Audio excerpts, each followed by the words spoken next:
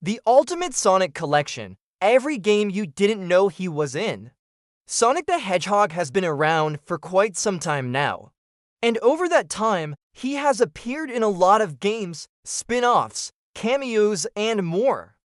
Please like and subscribe. Today, we are going to look at every single game that Sonic has been in that isn't a Sonic game. This game was an adventure game with a very unique art style. That's right, we are doing every single game that the Blue Blur has appeared in outside of his own series. And there are way more than you might think. As in 1998, he would make his way to the Game Boy Advance in a game called Sonic Advance. This game was based off the anime series and was a really weird experience. The first being Sonic Adventure 2. This game was one of the best-selling games of the year and helped define what the Adventure series would go on to become. Later that year, Sonic would appear in the first of 3 games based on the Sonic the Hedgehog TV series. This was a remake of the very first Sonic game and was pretty fun to play. This was a puzzle platformer and was pretty fun to play despite its graphics. This game was a kart racer and was pretty fun to play. Next was Sonic Advance 3. This was the final game in the Advance series and was probably the best out of the 3. And finally, Sonic would appear in a game that I'm sure none of you knew existed. This was a unique take on the Sonic formula and was pretty fun to play. This was a compilation of mini-games and was actually pretty fun.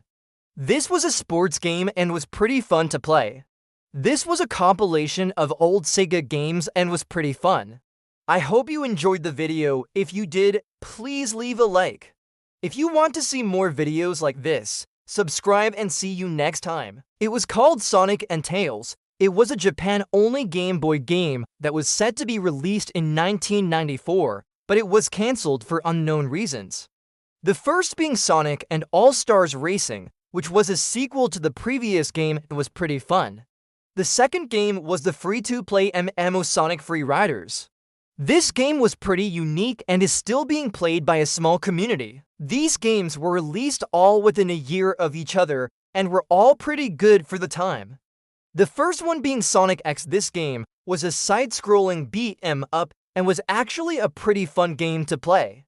Unfortunately, this movie was not well received by fans or critics alike. The first being Mario and Sonic at the Sochi 2014 Olympic Winter Games. This was another sports game and was pretty fun to play. Later that year, Sonic would appear in a game called Sonic and All-Stars Racing Transformed. This was another kart racer and was pretty fun.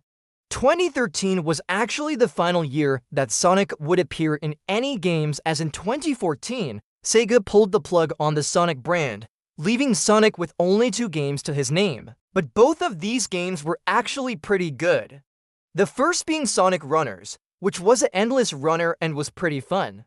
The second game was Sonic Lost World, which was a platformer and was pretty fun. This game featured 2 playable characters and had some pretty great level designs. Let's get started. Sonic in 1993 was put into the game that started it all, the very first Sonic the Hedgehog. This game would go on to sell over 20 million copies and is still loved by fans today. The following year, Sonic would appear in a Sega CD game called Once Upon a Time in the West. Sonic then took a break from the video games for a while, appearing only in TV specials until 1996, when he would make his way over to the big screen in the movie Sonic the Hedgehog. But Sonic wouldn't have to wait long for his next appearance.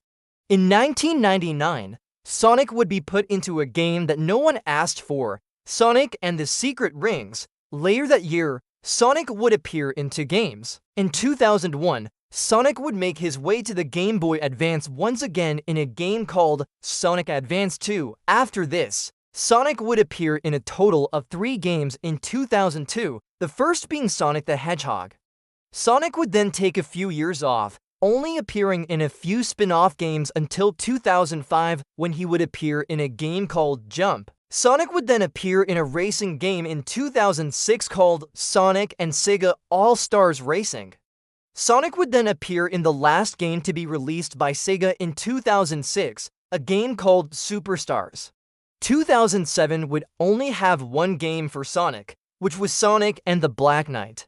Sonic would take a few years off after this, only appearing in a couple of small games until 2010 when he would appear into games. In 2011, Sonic would appear in a game called Sega Vintage Collection. Sonic would then appear in 2012 in a game called Mario and Sonic at the London 2012 Olympic Games. 2013 would be a big year for Sonic as he would appear in 4 games. So that's it. Those are the top 10 Sonic games that you didn't know existed.